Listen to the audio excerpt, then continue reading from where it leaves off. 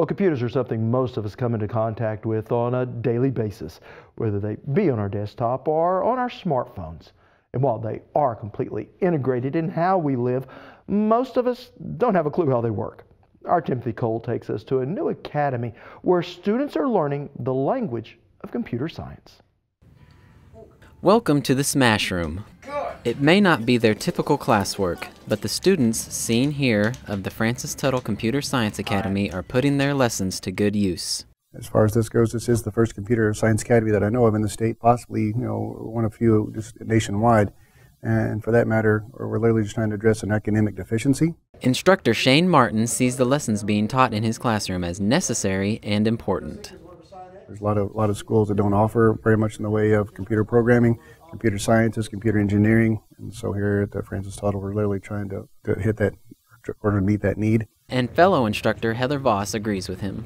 There's pre-engineering academies, biomedical science academies. They have all gone on to huge things, and I expect the same from our students. The Tuttle Computer Science Academy is designed with high school students in mind to prepare them for college-level work.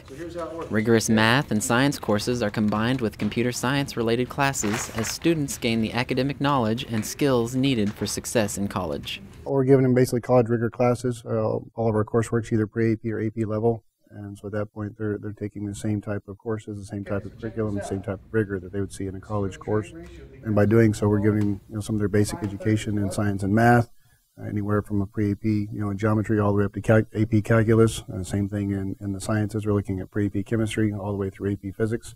While geometry is nothing new to a high school class, here all coursework is geared toward computer science and programming. For example, in pre-calc, we're learning about matrices and how to manipulate them. And so Ms. Voss made the comparison that matrices in math are like pretty much identical to arrays in programming. And so we can use the skills we learn in math on how to manipulate matrices over in programming when we're working with arrays. If all that sounds a little foreign to you, you probably aren't alone. But to Nick Gonzalez, Jeffrey Rand, Andy Frels, and their fellow students at the Computer Science Academy, it all seems to come second nature. The classes they have, not just the engineering classes, but also the math and science classes, are geared with engineering and computer science in mind, which I feel would give me a better footing for college and a career.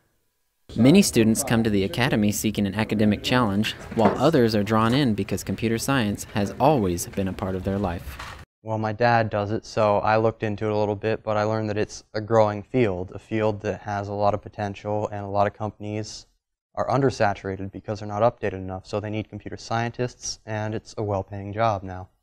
While all these students may be from different school districts, they are brought together by a joint interest in computers. Because it's such a small class, you've been able to get to know each other better, you talk more, you get to know each other more, you can help each other out more because it's more of a similar crowd. It is the smallest academy. We've got, say, 30 kids total. And so I feel like that bond is a lot stronger between all of us. One of the things that is unique about an academy setting is that students come to us from multiple schools, and all of these students have common interests. So they're not in classes with students who aren't interested in what their interests are. So you'll have students from Deer Creek, students from various schools in Edmond that are all in the same classes, and they find that they have common interests together.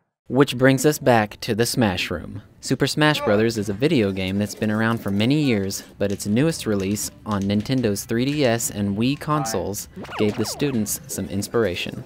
We all already played Super Smash Bros. On our 3DSs, so we were bringing those to the academy. The game is also for the Wii U.